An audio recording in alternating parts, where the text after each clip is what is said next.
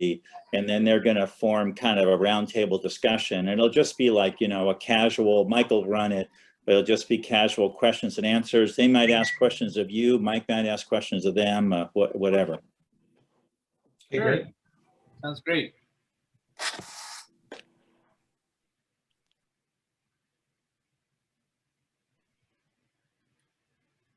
Do you have any questions about that? Nope. Okay, good. Okay. Yeah, fun. I took the slide out of the guy stepping in dog food, by the way. I thought maybe that was the best. You really did clean it up, didn't you? I did. We need, there's Andre. Hey, Andre. Hello, how you doing, you guys? I'm here. Good. Mike Welch here, and you see Tim there. Hey, Andres. Hey, how you doing? Good afternoon. We were talking about the format, so we're going to have Tim do the presentation, and then we're going to do a couple of stops where there's going to be some questions of you three. I've generated a bunch of them, but we may have some panelists ask questions at the end. We'll have audience, we hope, ask any questions, but in case they don't, I've got a number of them ready for you. Great, thank you.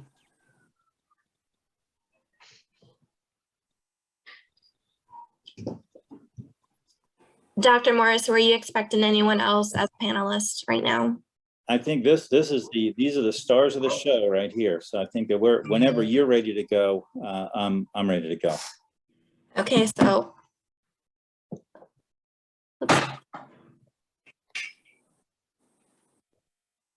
What we did in the past, we just start off with inviting everybody in and then start off with the Tony Gwynn deal.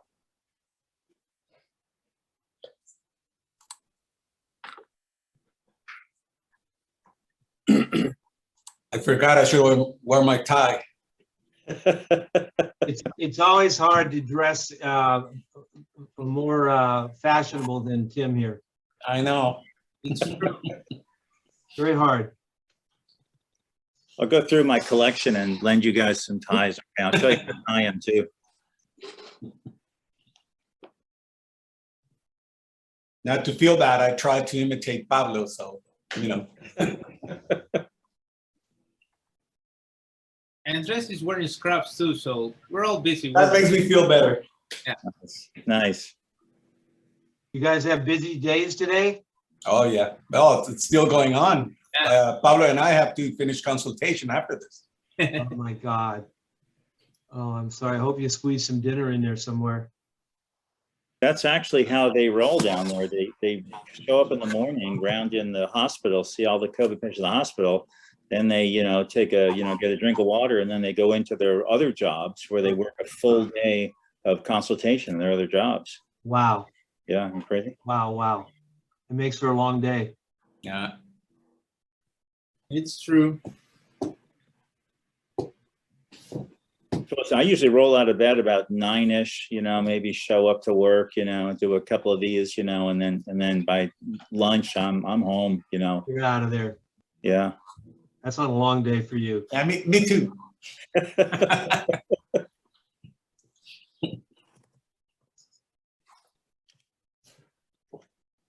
hey everyone, just give me another minute. We're having some technical difficulties. No worries. Hey Tim, I meant to reply. I noticed you were asking about the veil system, and Yeah. The short story is that we were unable to set it up. Oh. And the reason is that the engineers at the hospital were confused about it. Oh. We tried to explain it, and the reason they were confused is that they told us that actually the suction system in the hospital works in such a fashion that it actually expels air into the room.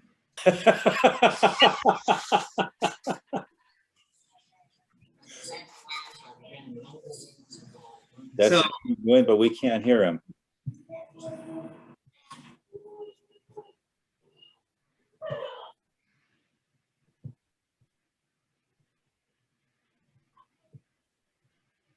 Pablo, it sounds you need different engineers.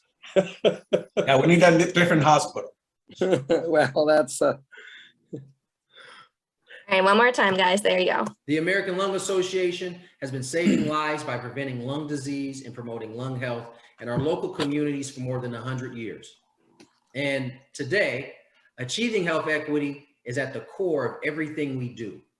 We believe everyone should have the same chance at healthy lungs and clean air, but we all know that too often those families with the most to lose get the least access to quality health care, the finest hospitals, and even clean air.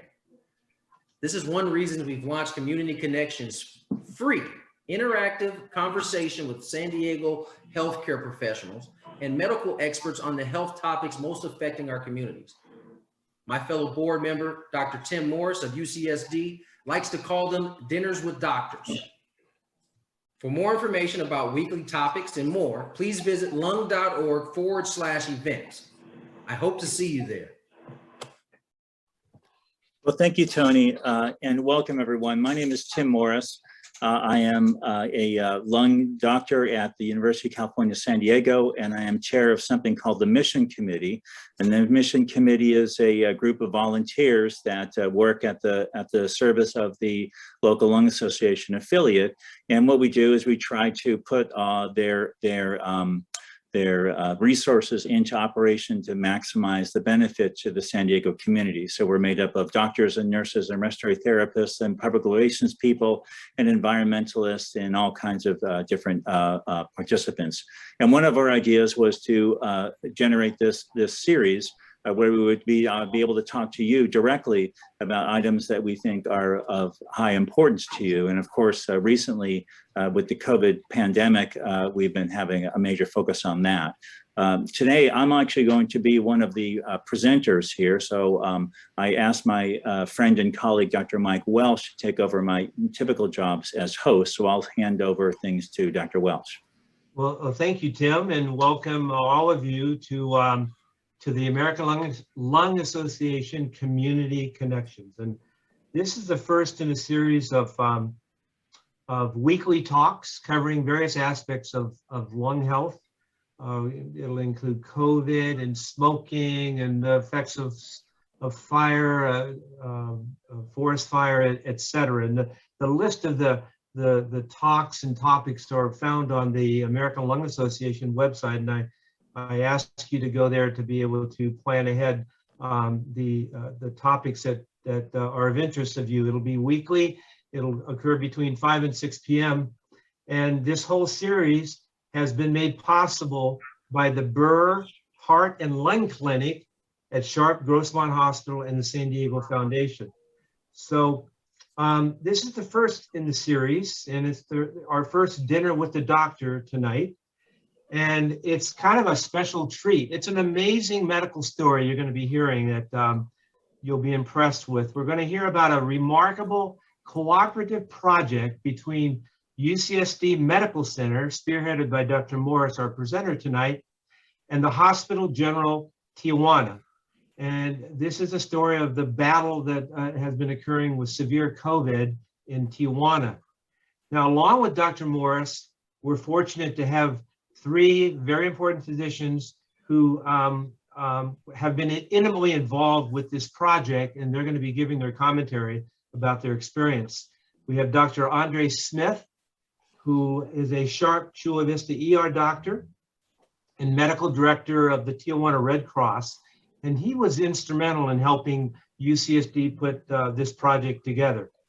We also have Dr. Clemente Zuniga, who is a physician who worked with Dr. Morris and the UCSD staff in the intensive care unit at the hospital. And thirdly, Dr. Pablo Villaseñor, a physician responsible for the sick non-ICU patients at the hospital. So remarkably, as a part of this story, is that none of these physicians actually had previous training in inpatient critical care or pulmonary medicine. So Dr. Morris, over to you. We can't wait to hear the story. Thank you, Mike, for that generous introduction. My only correction there is that Pablo was the one in the ICU and Clemente was the one outside of the ICU. Oh my goodness. All right. Sorry about that.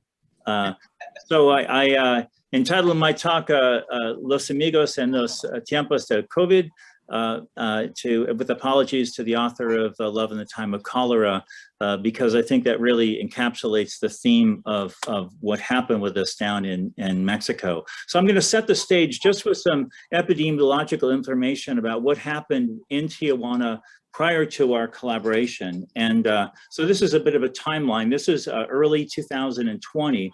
So on March 17th, that was the first case reported in Baja, California. And about 2 weeks later, they suffered their first death. I'm not sure if it's the same person, but that was the first death. But look at the timeline there, that within 3 weeks, Baja, California had 1,047 cases and 136 deaths. Tijuana had the majority of those cases. So they close to 600 cases and 89 deaths. And at the time that that I'm talking about now, Tijuana General Hospital, they have 48 ventilators total in their possession. 42 of them were in use. 6 of them were available. And so those of you that know about, admissions into hospitals, et cetera, six cases is one bad night. So they were one bad night away from not having ventilators for people that needed them. This is what the newspapers looked like in April of last year. So the San Diego Union Tribune called the Tijuana Hospital a war zone. And the Los Angeles Times said it was like a ticking time bomb. I believe those were quotes from the staff there. And interestingly enough, the citizens of Tijuana, although Tijuana is not a very resource-intense place, they had donated a lot of their time and efforts to the hospital, and so they had no problems with food and help, et cetera. But they really needed help with their staffing and with medical equipment, and they were really reaching crisis proportions. And I love this picture here because this is a satellite picture of how it would look if mankind weren't here to draw pictures, to draw borders here. So this is the San Diego Bay from space. And then if I just change that a little bit and show all the borders and all the everything, what I find interesting is that from where I'm sitting is right there in the middle. That's the UC San Diego Medical Center. And where my colleagues are sitting right now, if they're truly at Tijuana General Hospital right now, is about equidistant from me to the Del Mar racetrack. So a lot of us driving home are going to be commuting that distance here, and our neighbors are well within that striking distance. So saying that we are one community is a reality. The reality in their hospital, at the Tijuana General Hospital, was that they typically had at least 36 gravely ill patients. The entire hospital was full of COVID patients. In fact, it was an entirely COVID hospital, but there were at least 36 patients who were gravely ill with life-threatening illness and respiratory failure. They all had very low socioeconomic status. This is the hospital that you go to if you have nowhere else to go to. And a lot of them had already had obesity, hypertension, and diabetes, and at some risk for severe COVID infection.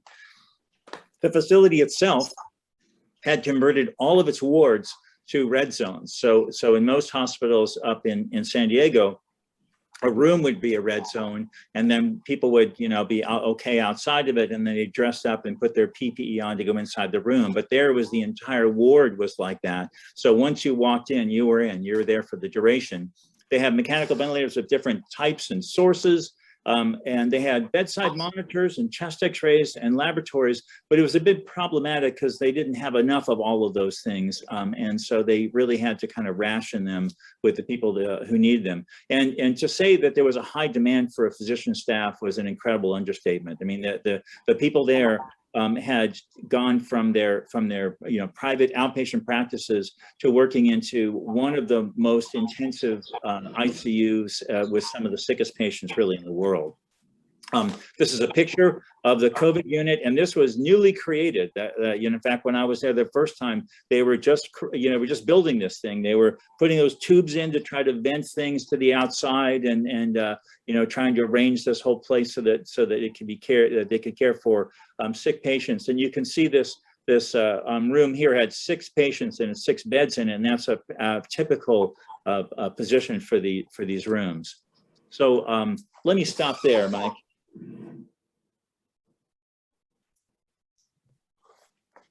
Mike, I think you're muted. Yeah, what a time that must have been. I can't believe it. And I'd like some comments from the physicians and what was your experience in this kind of onslaught of cases, and how did you deal with it, and what was it like? Can you give us a little description of this early period of time? Mike, if I may, I don't know if you can hear me. Yeah, no, you're good. Oh, great, great. There was during this, well, in that period of time, we were able to do a study. It was between UCLA and the Tijuana Red Cross. And actually this study was published in the American College of Emergency Physicians. And what we did is that we did a comparison how many people were dying of respiratory diseases, whether they were dying at the house before the ambulance would arrive, or they would die in the ambulance between it was for 4 weeks, and it was between the middle of April and May, which is when pretty much the pandemic was kind of going or starting. And we found that there were about 321 people that died of a respiratory illness. If you would compare to a previous year, that number had doubled. Wow. And and during that period of time, at that time, the Secretary of Health from Baja, Mexico, had said that only 8 people had died of COVID disease during that period of time. So you can see the difference, 321 that we kind of, again, noticed that people were dying before making it to the hospital, and the report was 8. And the reason is because at that time, to be able to determine the person had died of COVID, you had to do a PCR. That was the only way you could be able to demonstrate that, yes, this person died of COVID. The problem that was happening is there was not enough COVID testing being done. So that was a bit of a challenge. So I think it kind of tells you the magnitude of how things were evolving, and it was happening very fast. Interesting. Yeah. So the numbers didn't jibe, mainly because they weren't being tested. How about you, Dr. Villaseñor? What was your feeling of and how did you get drawn into this initially? Because I don't think you're normally up there in the ICU. Is that correct? No, I'm a rheumatologist. Actually, normally I provide care for patients with rheumatic diseases at the hospital. We're both attending there, Clemente and me. And I think it was early March when it was decided that consulting for anything else would stop. So I remember that gathering that day. We were all together and we were figuring out the house of how we were going to deal with this. But what Andres says is very important, because this was being underplayed by the authorities in many ways, and I agree with him. It's a matter of undertesting, and it's still going on today. And we're starting seeing patients that came to the hospital in very bad shape. That is true, and we in the emergency department and the COVID area the problem starting to be very, very big. We were seeing a lot of patients, very sick patients that needed mechanical ventilation and needed a lot of support. And the group there was very reduced. And most of us, just like Dr. Morris said, have not had the proper training in the care of patients with such severe disease. So, but nonetheless, we were all willing to help all of those that were there. We wanted to help, and so, we were scared. That was one thing. We were very scared. By that time, I think Clemente was one of the first that got sick, and several of us followed. So that got us very scared. For our safety and our family safeties. And we're also scared to provide the care. Like, we were seeing numbers in the ventilator that we were not used to see, not in our position. So we were dealing with patients that were very sick, their lungs were very stiff, and we were using very high parameters in the ventilator, and that we weren't used to doing that. Not, at least not me. I think I'm speaking for Clemente as well. And you know, that's how things started for me. I don't know. How about you, Clemente? Well, you have to take into account that this is a very old hospital. It started construction, I think it was 50 years ago. And it's a very poor hospital, understaffed. And when the pandemic hit, half of the staff actually left because they were at high risk. So in internal medicine, only I think one internist stayed. And we had only one ICU specialist. And the rest were internal medicine trained physicians with some subspecialty. Myself, I am the head of the geriatric department, for example. And the first case appeared the 15th of March, and it was a patient that went to the hospital. I got sick the 25th, taking care of that patient. And the 27th, I was hospitalized. So I spent about 10 days at the hospital. Pablo was, Dr. Villaseñor was one of the physicians that took care of me, actually. And when I returned to the hospital, I was scared because of what had happened. And because I found my hospital, it was more of a war zone. I think that's the best way to describe it. I remember I was a big fan of this TV show that was called MASH. And it's a very long time ago. I know I'm old, but let me tell you, it was the same thing. We had tents, we had beds where we didn't used to have before. We had double the ventilators that we had before. We did not have any specific training. We were taking care of very ill patients, all of us, very, very ill patients, like Dr. Villaseñor said. We were seeing numbers in the ventilators that we weren't used to seeing. Even if we took care of very ill patients before, they were not the same. So we were understaffed, overworked, a lot of scared, too many patients, and not enough resources. And I think that that's still going on. But that's the way that we were when Dr. Morris and friends came by and started working with us. Well, that's a good point, or a good stopping point to maybe move on to what did go on when the team, your collaboration started. So Tim, why don't you, Dr. Morris, give us a little further presentation of what did happen. Thanks, Mike. So under the auspices of Dr. Smith, who's there on the right there, and my boss, Dr. Mandel, and then the fellow in between them is the medical director for the Tijuana General Hospital. A collaboration was started between the groups. I know, Mike, you're very generous to mention UCSD, but Sharp Hospital and especially Sharp Chula Vista was very, very involved in this effort.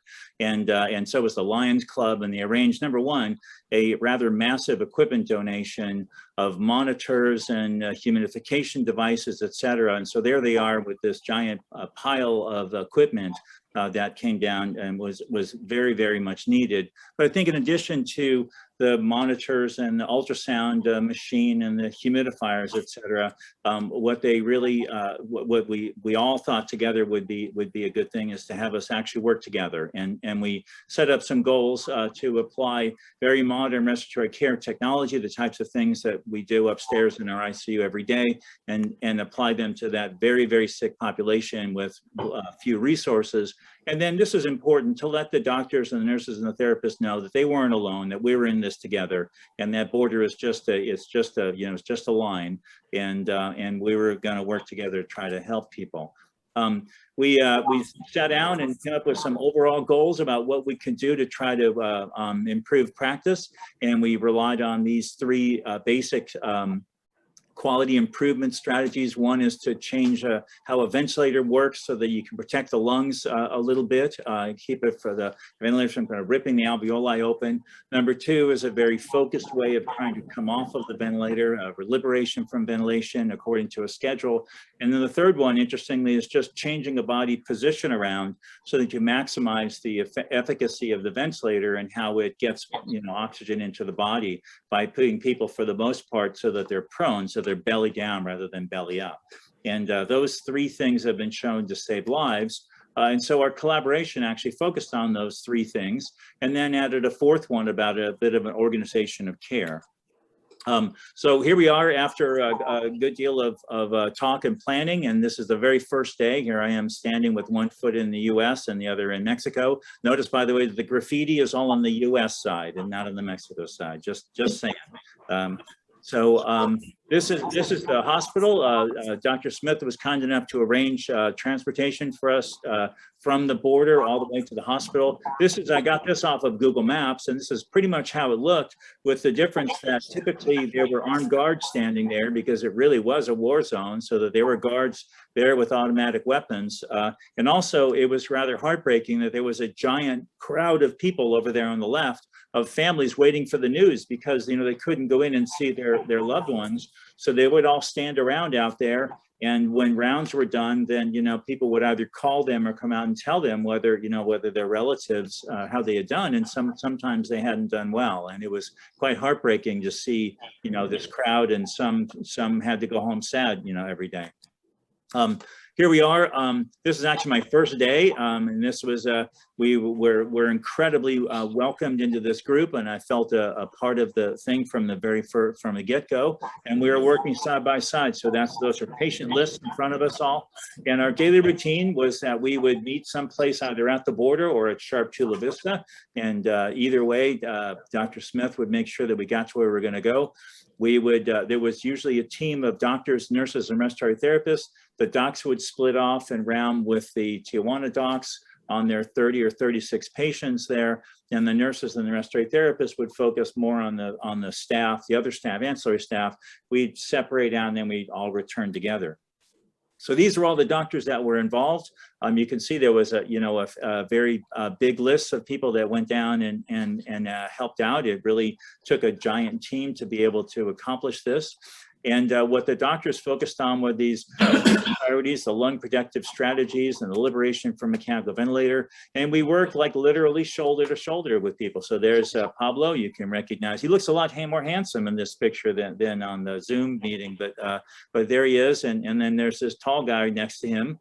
And then the two other doctors, Dr. Lorena and Dr. Karen there. And this is essentially what we did. We would go around, see the ventilator patients, and we try to figure out how best to manage these extraordinarily sick people who had all kinds of complications from mechanical ventilation, because they were really at the extremes of mechanical ventilation. And so we worked together for hours and hours each day.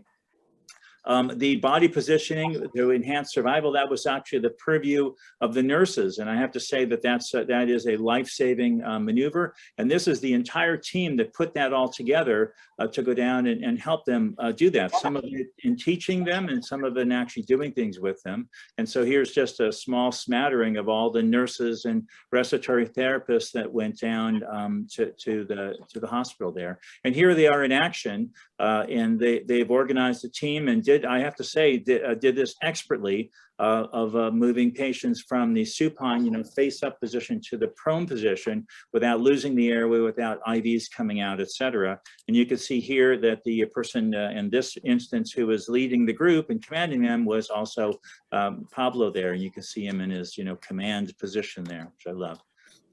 Finally, the organization of care. We tried to make it so that things were easy and easy to remember, easy to see. So this was a kind of a cheat sheet that I had developed for some of our residents here, and then I tried to translate it into Spanish. So on the left there, you have a guide for mechanical ventilation. If they're this tall, then they should be have this many milliliters of mechanical ventilation. That left corner there, you can't see very well. That's those are all the drips with their Spanish names and what their ranges are. Up on the right is a sedation scale to say, like, well, how sedated should somebody be? You should select a level and keep them there. And then there's a bit down there on the right side, on the bottom right, which has to do with the best ways of trying to get people off mechanical ventilation. So that's all that. And then this is a daily round sheet that was, she just brought over to Kinko's copies and have them print this out, and you can use a dry eraser and fill this out for your daily rounds. So this is the whole team of all the people that went down for these daily visits to the hospital. That was our collaborative team. So I'm wondering, that was kind of how it was from my perspective, but I'm wondering how it was for the Mexico doctors.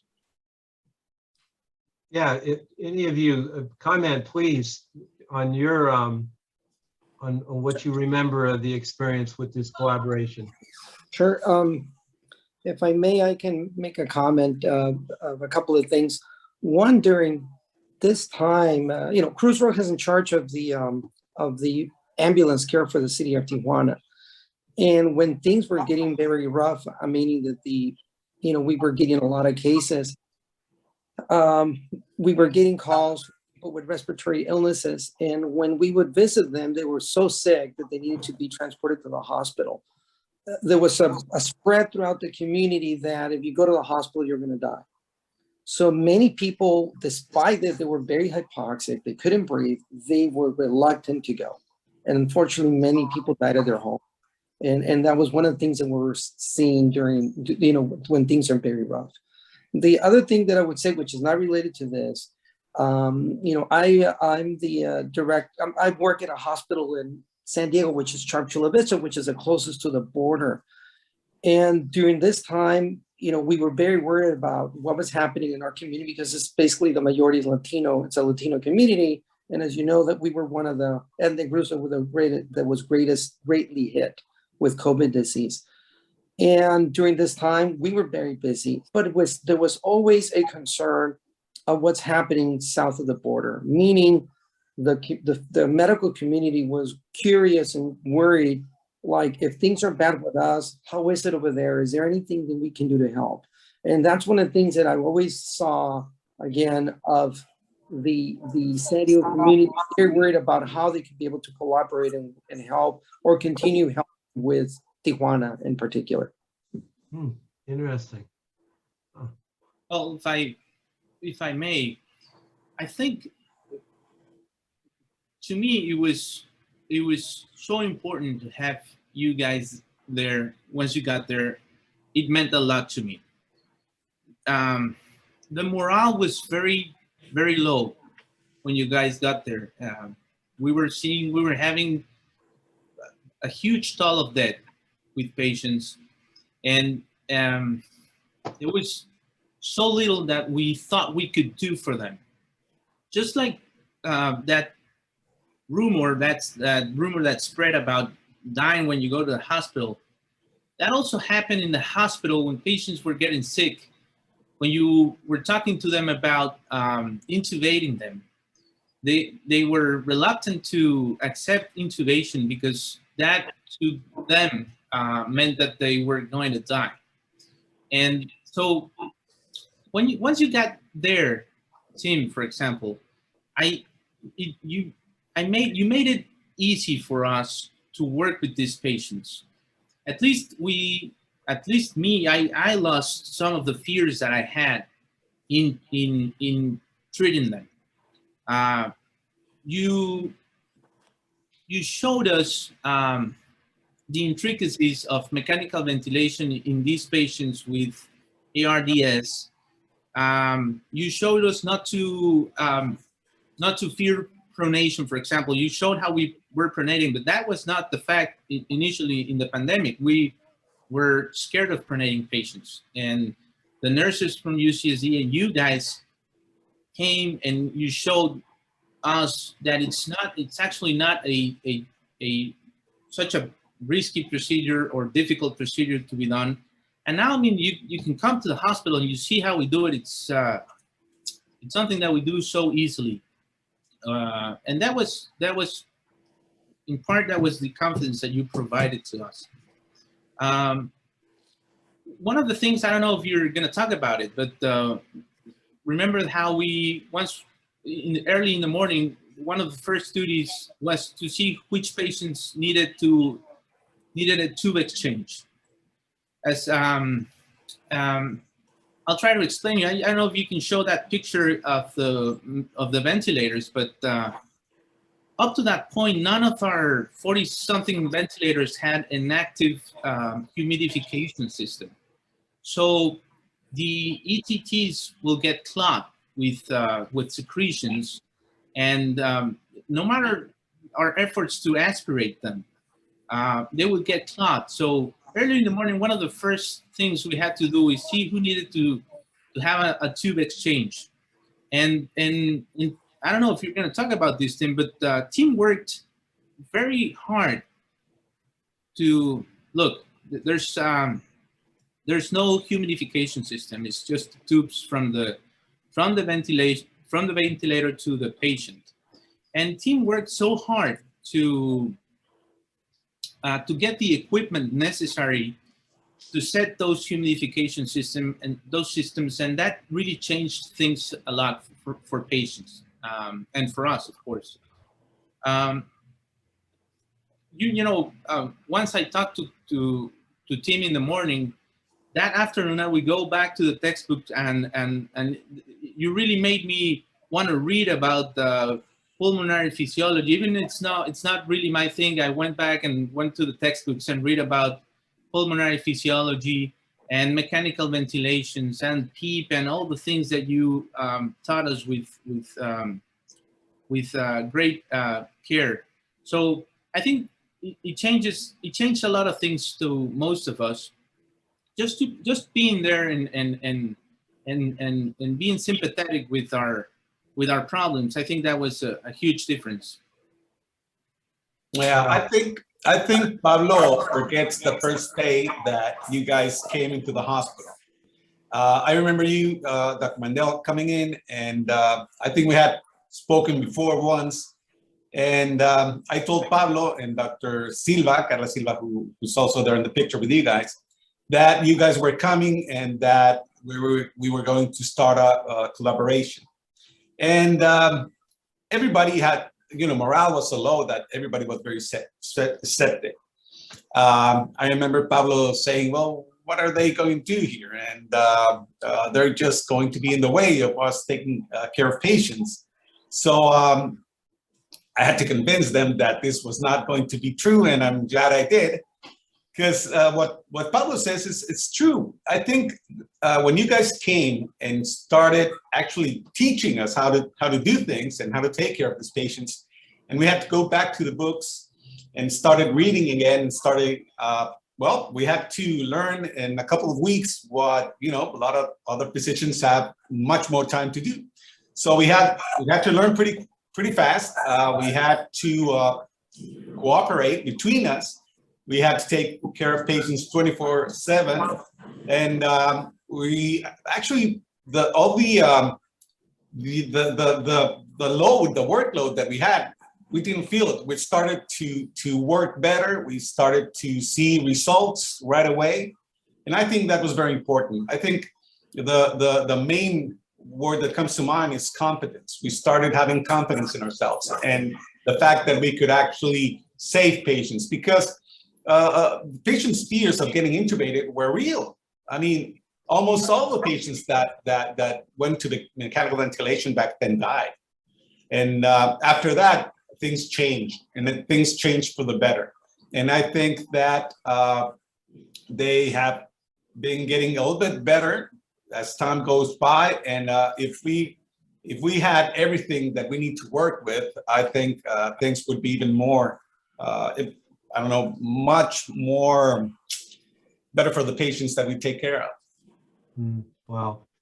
How did the nursing staff and the ancillary staff, how did they accept this? I think it was tougher for them because most of them don't speak English, and not everybody that came down spoke Spanish. But we figured it out. We started communicating in Spanglish, and we used the phones, the translators. Just the fact that we were all together inside this unit where everybody was very ill, I think that helped a lot. And even though the language barrier was there, we just, got through it. Yeah, we give some credit to Google Translate. Oh, you bet. we did a little bit of that writing and then saying, okay, what do you think of this? Yeah, oh, why not? Yeah. There's something talking about sometimes how politics can get into things. I don't know if you remember Tim and Pablo and Clemente, that I believe there was somehow, I think some information somehow got diluted or went to the press, and I think it was, I can't remember, it was a San Diego Tribune, if I'm not mistaken. Yeah. And where it said that, US doctors were going to teach, physicians how to, manage these cases. And from going like, hoorah, the health department, the Mexican health department was very excited about it. When this came out, they just said, no, stop it. So, it took me some conversations with the medical director for the Tijuana General Hospital, who actually stood up for us and stood up for the project. And we were able to basically continue, and pretty much this was at the beginning. So what I'm trying to say is sometimes things like this can all of a sudden stop a good project. And so it's very important to keep the communication very tight, because if things slip out, it can affect any project. Well, Tim was giving interviews in Spanish when it was over. Yeah. Oh, that could be dangerous. Well, Well, let's move on, and we've got some questions in the chat room that I'm going to pose to you all as we get closer to the end here, and we'll take further questions from people in the audience. So, Tim, maybe you should wrap it up, and we'll continue with some more discussion as you wrap it up. sure. So finally, just to kind of look back on these things, I'm curious about some impressions about what we've accomplished and what we did. Dr. Mandel and Dr. Smith, who's on this conference, both well-deservedly were awarded the San Diego County Medical Society's first ever presidential citations in recognition of the work that they did down there. So I think that the San Diego community certainly recognized their contribution. I keep asking this question to myself about, did we win? And if so, what did we win? I think very clearly what we won is we became brothers and sisters in arms, and we developed a lot of mutual respect and a lot of mutual affection for each other. And I think that that's probably never going to go away. I think that we are now and will always be a cross-border team, and very interested in continuing that kind of a collaboration. But I'm curious about what the folks that actually did the work down there would have to say about what was the lasting effect. Did we win, and what's our next thing to do? I think we won. I mean, right now things at TJ General Hospital we're not doing great right now. We have a lot of care demand, and resources have gone down again very dramatically. We're lacking the very basic and very fundamental elements that you could need to provide care for these patients, and we're seeing a lot of bad results at this point. But let me tell you something, Tim. We had a moment several months after you left when things started to go down a little bit. We didn't have that many patients, and we have all the sedations that we needed, and we have muscle relaxants, and we have endotracheal tubes and humidification systems, and we weren't overwhelmed with work. And we were doing so great. I remember thinking to myself, I wish you could see us right now, just taking care of these patients, extubating patients with COVID, with very severe COVID. And in my mind and in my heart, I think you and the team from UCSD were very important in achieving this. So I think just for that, I think we won. Beyond the friendship and how grateful we feel to have worked with you, I think with regards to results, with regards to our confidence and you know, our work with patients with COVID, I think we definitely won. Yeah, I also think we won. I think that we won because we showed everybody that physicians can work together, even though they're from different countries, even though they have different backgrounds, and even though they have a very tough job to do. I think we won because we have, well, we have new friends, but I also think that on the pandemic side, I think we won a battle, but the war keeps on, and I think we have to keep working together. I think that we should maybe do something to keep in touch academic-wise. The residents were the ones that I think benefited the most. They are different doctors since you guys came down here. So I think we have to keep it up. I think we have to keep working together. I think we can also, you know, spread our wings and not just do it with critical ill patients and not just because of the pandemic. I think we can do a lot of work together, you know, in rheumatic disease, in ER, in geriatrics, and whatever. I think we have to take this as an example that we can do things better if we would work together. Now, Well, back to that some of the academic institutions up here at UCSD have become particularly interested in that collaboration. And I'm asked that question all the time from people who are coming into the residency program and coming into the fellowship program about how can we get involved. And I think it'd be really nice to create a permanent cross-border association with our trainees. We go down there, you come back up here, and I think that would lead to everybody learning something. That'd be great. well, listen, we have some panelists that are part of the mission committee who are with us tonight, and I wonder if anybody in the panel has any questions or comments they'd like to make. So, you know, feel free, unmute yourself, I guess, and speak up. Let me introduce them, Mike. So Laura Crotty-Alexander, there is the section chief over at the VA hospital in San Diego. And Dr. Mark Fuster is a member of the pulmonary division in the same section there, an expert in pulmonary critical care medicine, here in lung cancer. And then Becky Hart, who I see your name but not your picture.